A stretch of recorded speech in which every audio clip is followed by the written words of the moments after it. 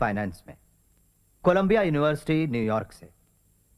मेरी थीसिस का विषय है 1765 से आज तक का हिंदुस्तान का आर्थिक इतिहास। इसके अलावा मैं तैयारी कर रहा हूं एमएससी की, लंदन स्कूल ऑफ इकोनॉमिक्स से। अगर किसी को यह लगता है कि मैं आपको पढ़ाने के लायक नहीं हूं और क्लास के बाहर जाना चाहते हैं तो जा सकते हैं खुशी से अभी। So let's begin.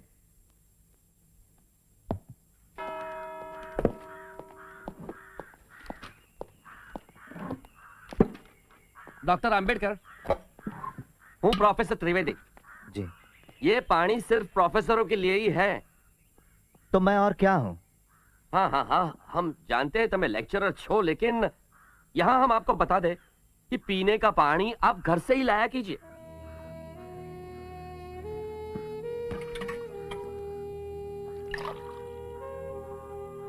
अगर आप विद्वान प्रोफेसरों को मेरे पानी पीने पे ऐतराज होता है तो मेरा सुझाव है कि आप अपने घर से पीने का पानी लाएं।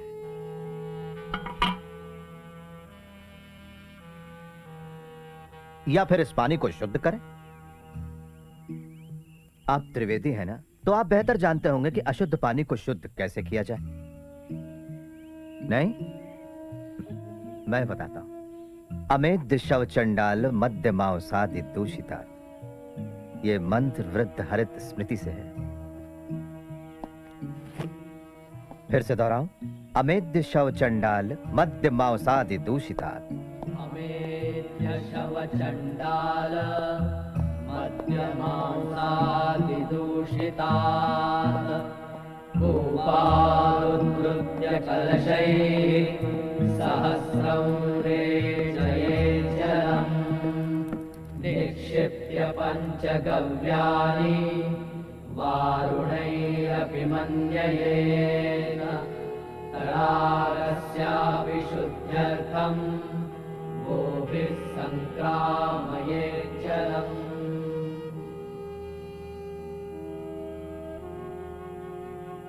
स्वशासन ये एक महार का उतना ही जन्मसिद्ध अधिकार है जितना कि एक ब्राह्मण का, और जब तक इस विचार भाव का स्वीकार नहीं होता हिंदुस्तान को स्वशासन मिलने की संभावना नहीं। जिस स्वराज में पिछड़ी जातियों को मूलभूत अधिकार नहीं मिलते वो सही स्वराज नहीं होगा, वो एक नई गुलामी होगी, एक महार। ओह, कितना प्रभावशाली विधान है। दीवान साहब, आप जानते हैं इस पत्र का अनामक लेखक कौन है? नहीं your highness. Doctor Ambedkar. Dattoba Pawar ने मुझे बताया। डॉक्टर अंबेडकर एक पाक्षिक पत्रिका शुरू कर रहे हैं और उन्हें कुछ मदद की जरूरत है। हाँ योर हाइनेस, मैं मानता हूँ कि आप वर्ण व्यवस्था की अनिष्ट प्रथा को मिटाने और नीची जाति वालों को ब्राह्मणों और पुजारियों के अन्याय से मुक्त कराने की जो कोशिश कर रहे हैं वो है तो बहुत साहसपूर्ण। फिर भी हमें जल्दबाजी नहीं करनी चाहिए। नहीं दीवान साहब, हमें हर तरह से डॉक्टर अंबेडकर का उत्साह बढ़ाना चाहिए, हर तरह से। हम मदद करेंगे उनके पाक्षिक मूक नायक की। मूक नायक, वंचित जगत का नायक। कित्ती कित्ती सांगू तुला, कित्ती कित्ती सांगू तुला ग, कित्ती कित्ती सांगू तुला ग, कित्ती कित्ती शिवतरकर, सांगू लिखो। तुला ग, हिंदुस्तान भेदभाव का घर है। हिंदू समाज कई मंजिली इमारत जैसा है जिसमें ना तो दरवाजे हैं और ना ही सीढ़ियां। जो जिस मंजिल पर पैदा हुआ है उसे उसी मंजिल पर मरना है।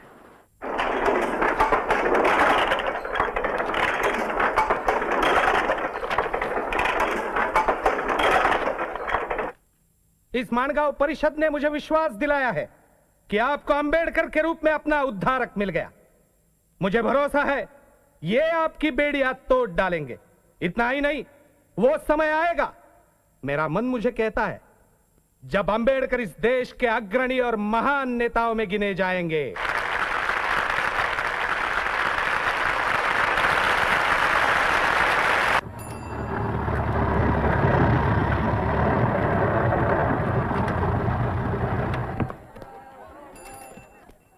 अंबेडकर, ओ अंबेडकर, रमा, कौन हो सकता है?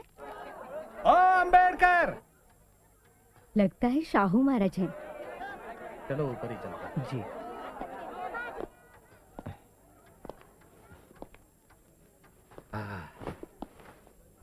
नमस्ते महाराज, बैठिए। अंबेडकर। हाँ, एक कप तुम्हारी स्पेशल चाय मिलेगी बहन रमाबाई। रामू, चाय। ये बात बिल्कुल सच है कि हर महान आदमी के पीछे एक स्त्री होती है, रमा बहन जैसी। तुम भाग्यशाली हो अंबेडकर। हाँ, हाँ। पढ़ाई के लिए लंदन जा रहे हो ना? मेरी छोटी सी भेंट, खोलिए उसे। धन्यवाद।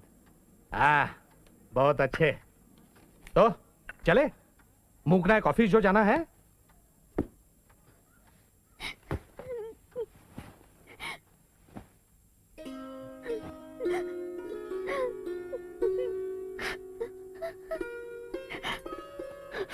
रामू, मैं समझ सकता हूं तुम बहुत दुखी और अकेली हो जाओगी, लेकिन मुझे मेरी पढ़ाई पूरी करनी है।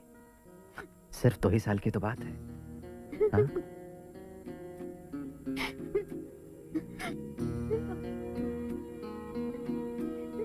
रामू, चलो भाई, चलो।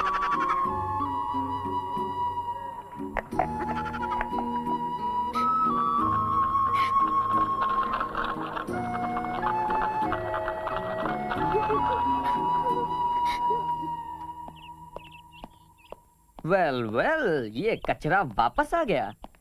ओ, अंबेडकर।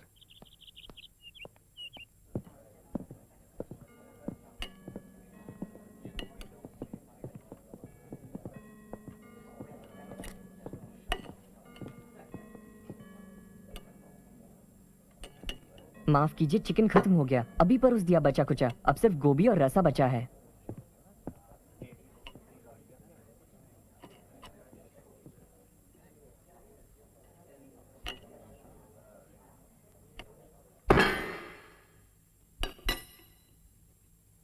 हे, क्या हुआ?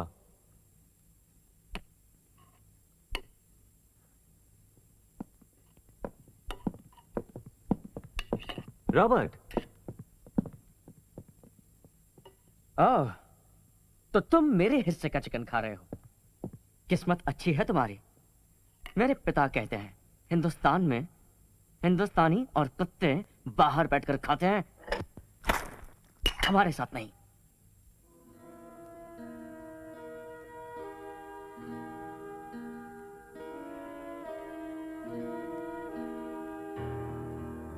माफी मांगो,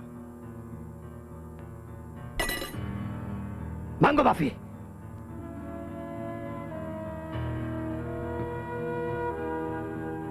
ठीक है, माफी चाहता हूं।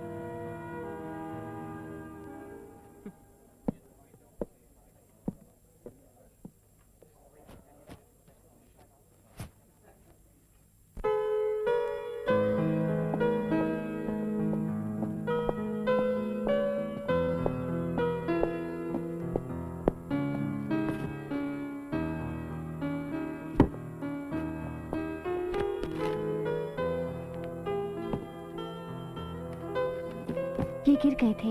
Thank you.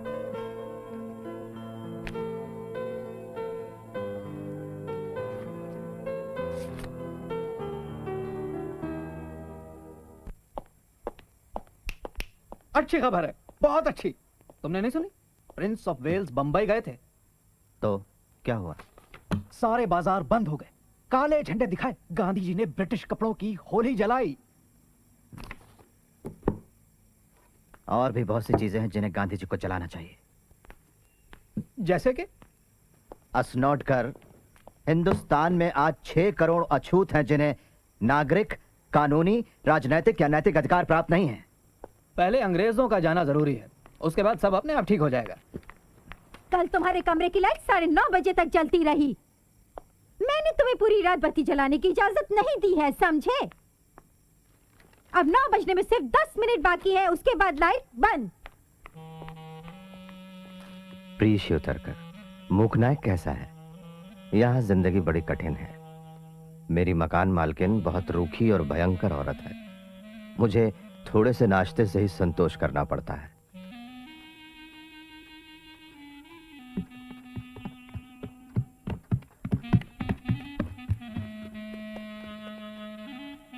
यहाँ लंदन की खामोश रातों में मुझे बाड़ाराम भाव का क्लैरिनेट सुनाई पड़ता है।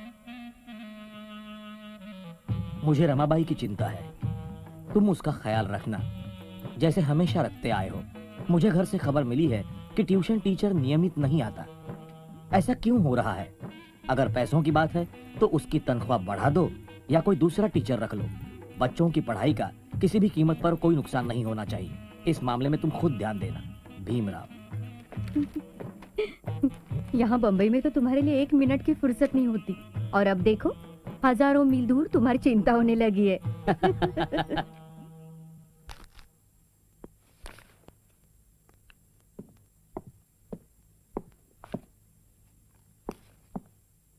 एक्सक्यूज मी, लाइब्रेरी में खाना मना है।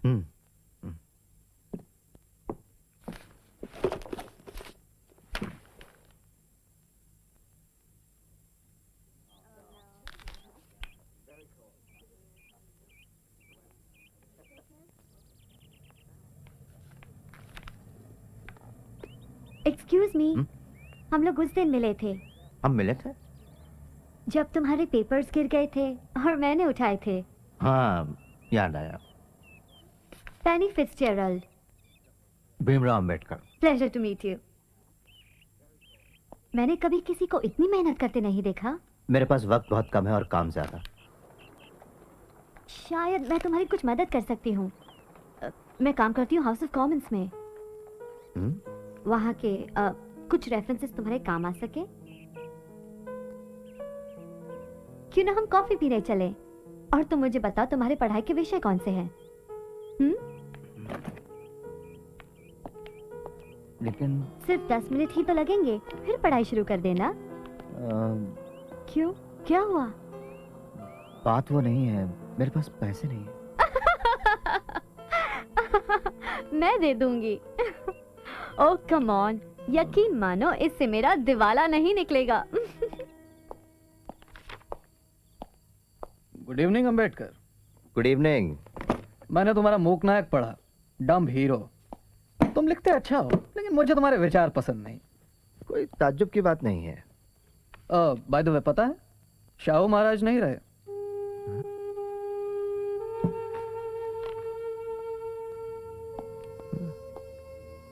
आज मुझे एक दोस्त मिला था मेरा, बंबई से अभी अभी आया है। उसी ने बताया।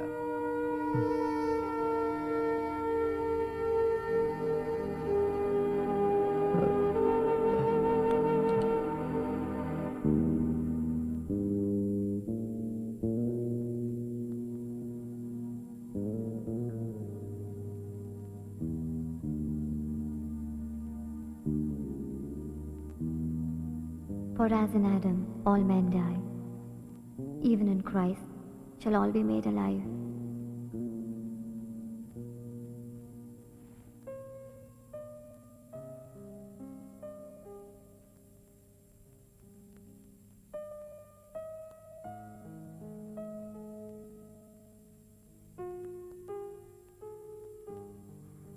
मेरे पति की मौत हुई तब मैं भी मरना चाहती थी। मैं बहुत खुदगर्जी से पेश आया। मैंने तुम्हारे बारे में कभी पूछा ही नहीं। कुछ बताने लायक है भी नहीं। लड़ाई में मारे गए वो। और बच्चे? मैं अपने माँ के साथ रहती हूँ। एक वही बची है मेरे लिए। मैं दुआ करता हूँ कि भगवान तुम्हें हमेशा खुश रखे।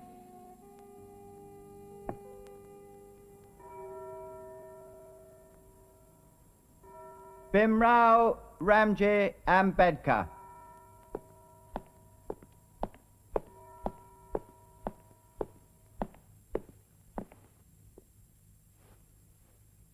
I hereby call you to the bar and do publish you barrister.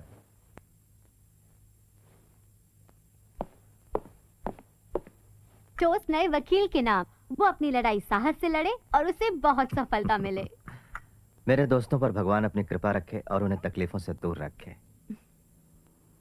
Bhim, मैं तुम्हारे लिए एक तोहफा लाई हूँ। ये बाइबल। बाइबल?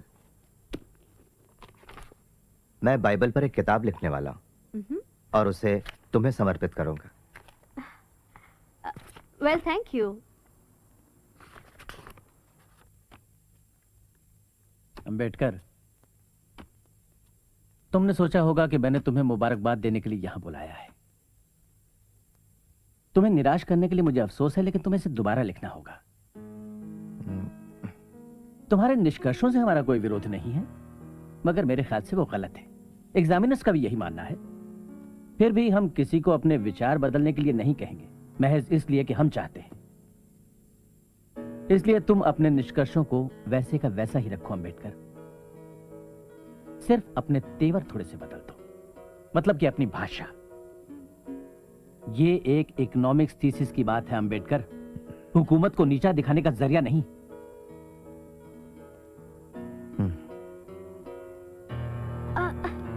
भीम, क्या हुआ? क्या उन्हें थीसिस पसंद नहीं आई? बिल्कुल नहीं, मुझे दोबारा लिखना पड़ेगा। मैं यकीन नहीं कर सकती। पर क्यों? मेरी भाषा ने उन्हें नाराज कर दिया। जो सच है मैंने तो वही लिखा ना। साम्राज्यवाद मैंने तो पैदा नहीं किया था, उन्होंने किया था। भीम, अब तुम क्या करोगे? फिर से लिखूंगा। Paper, paper, paper, paper, paper, paper.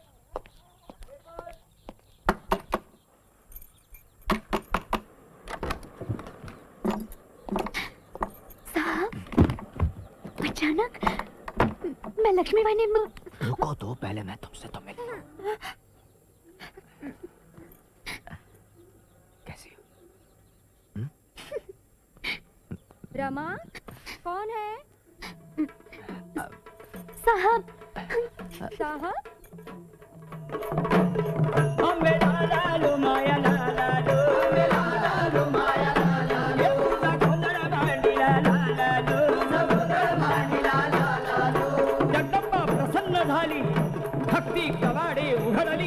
तुम लोग अपनी आंखें क्यों नहीं खोलते? मेरा दिल टुकड़े टुकड़े हो जाता है तुम्हारे इन उदास चेहरों को देखकर और तुम्हारी निराश आवाजों को सुनकर। तुम सिर्फ कराते आ रहे हो हजारों सालों से, पर तुम्हें शर्म नहीं आती अपनी मजबूरी को अपनी बदकिस्मती समझकर गले लगाने में?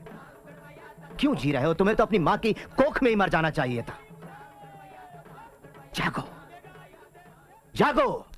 तुम क्यों दुनिया के दुखों, गरीबी और गुलामी के बोझ को अपनी शोचनीय, तुच्छ, घृणित और नर्क जैसी जिंदगी से और अधिक भारी करते हो? तुम्हारा मर जाना ही बेहतर है। अगर तुम नई जिंदगी